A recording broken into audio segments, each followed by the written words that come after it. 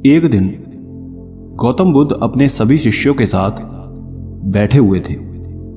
सभी शिष्य उनसे जानना चाहते थे कि मोक्ष कैसे प्राप्त होता है।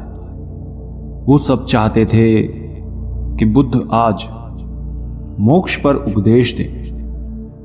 शिष्य की बात सुनकर बुद्ध ने एक कहानी शुरू की। ये कहानी थी एक जल्लाद और एक भिक्षु की। अपने राज्य का जल्लाद, जिसने बहुत से गुनहगारों को सजा दी थी, अपनी सेवा पूरी होने के बाद राज्य से बाहर एक कुटिया बनाकर अपना जीवन व्यतीत कर रहा था। उसे लगता था कि वो एक पापी है। उसने काफी लोगों की हत्या की है। उसका पश्चाताप करने के लिए क्या किया जाए? वो अपना सारा दिन इन्हीं ख्यालों में खोया रहता था। एक दिन वो रोज की तरह इन्हीं ख्यालों में खोया हुआ अपना खाना परोस रहा था। तभी दरवाजे से उसे एक आवाज सुनाई दी। उसने बाहर जाकर देखा तो एक भिक्षु खड़ा था। उस भिक्षु को देख जल्लाद समझ गया कि वो काफी लंबी साधना के बाद उठा और भूख से व्याकुल है। जल्लाद के मन में ये आया कि जिंदगी भर तो मैंने सिर्फ हत्या पाप ही किया। एक मौका मिला है पुण्य कमाने का, क्यों न उसे किया जाए। उसने भिक्षु को अंदर बुलाया और पूरे सम्मान के साथ उसे खाना खिलाया। भिक्षु ने भोजन करने के बाद जल्लाद से बातचीत शुरू की। जल्लाद ने भिक्षु को सारी बात बताई कि वो क्या काम करता था, उसने कितने पाप किए हैं, कितनों की हत्याएं की हैं। भिक्षु ने बेहद शांत स्वर में कहा, क्या तुमने वो सभी हत्या अपनी मर्जी से की है? जल्लाद ने कहा, नहीं, मैं तो बस मेरे मालिक का हुक्म मान रहा था। मेरा कोई इरादा नहीं था उन्हें किसी भी तरह से सजा देने का। फिर भिक्षु ने कहा कि तो तुम गलत कैसे हुए? तुम तो बस अपने मालिक का हुक्म पूरा कर रहे थे, इसमें तुम्हारा क्या दोष? तब जल्लाद को एहसास हुआ कि उसने तो सिर्फ हुक्म पूरा किया है, उसमें उसकी कोई गलती नहीं है।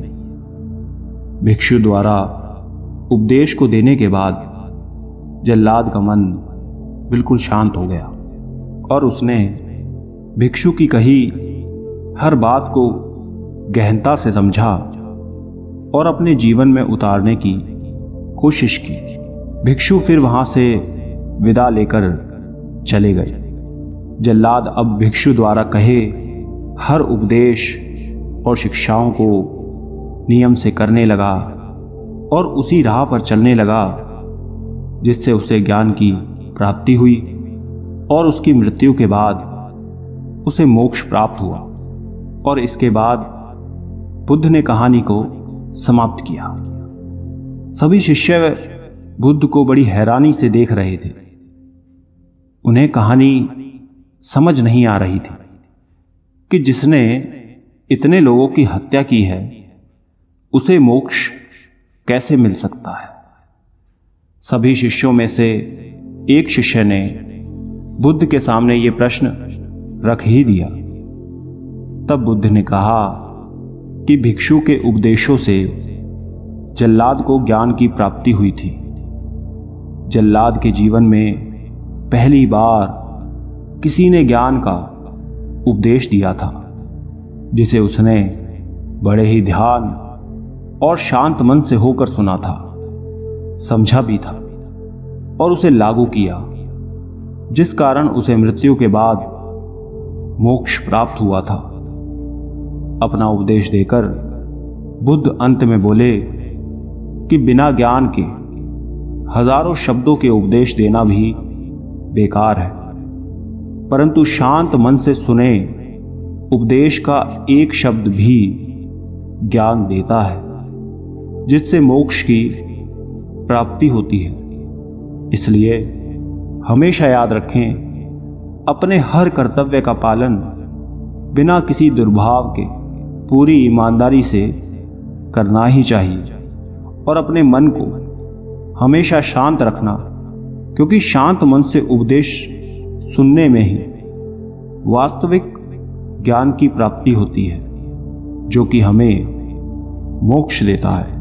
यानी आत्मज्ञान से ही मोक्ष की प्राप्ति संभव है। आपने क्या सीखा, कमेंट करके जरूर बताना।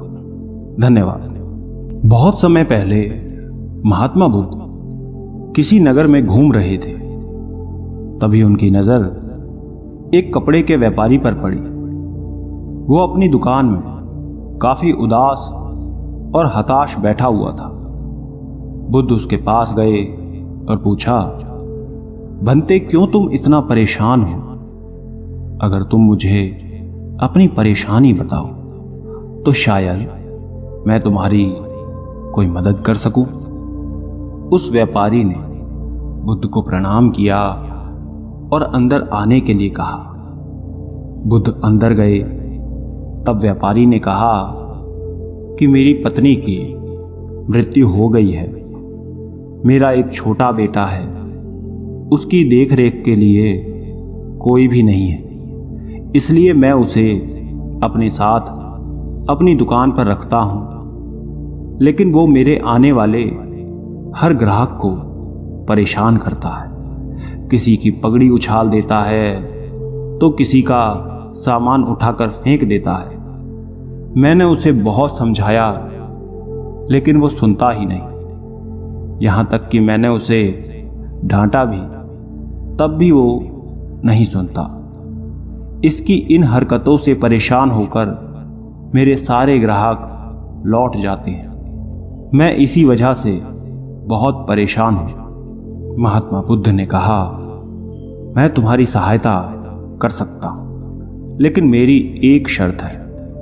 मैं कुछ भी करूंगा उसमें तुम बीच में दखलंदाजी बिल्कुल नहीं करोगे। व्यापारी शर्त स्वीकार कर लेता है।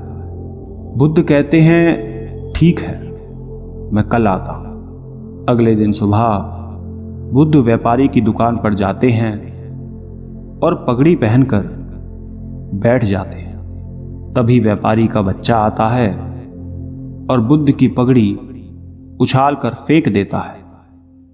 महात्मा बुद्ध मुस्कुराते हैं और कहते हैं, बहुत बढ़िया, जाओ अब उसे उठाकर लेकर आओ। वो बच्चा जाकर पगड़ी उठाकर लेकर आता है और बुद्ध को दे देता है। अगले दिन बुद्ध फिर आते हैं। इस बार वो कुल्हाड़ी और एक लकड़ी लेकर आते हैं। व्यापारी का बेटा फिर बुद्ध की पगड़ी उछाल देता है। इस बार बुद्ध ने उस लड़के को कुल्हाड़ी और लकड़ी दे दी और कहा, जाओ इस लकड़ी को काटो। ये देख व्यापारी थोड़ा डर जाता है कि उसके बेटे को कहीं चोट ना आ जाए, लेकिन तभी उसे बुद्ध की शर्त याद आ जाती है और वो चुप हो जाता है। ऐसे ही रोज 7 दिन तक महात्मा बुद्ध कोई ना कोई नया काम लेकर आते और उस लड़के से करवाते। इन सब में जल्द ही वो लड़का भूल गया कि उसको किसी की पगड़ी उछालनी है और उसकी यह आदत छूट गई थी। व्यापारी बहुत खुश हो जाता है और बुद्ध को उसकी मदद के लिए धन्यवाद करता है। दोस्तों, इस कहानी से हमें ये शिक्षा मिलती है, यदि हम अपने मन पर नियंत्रण नहीं करेंगे तो वो वही करेगा जो उसे ठीक लगेगा। इसलिए हमारा खुद पर, अपने मन पर नियंत्रण होना चाहिए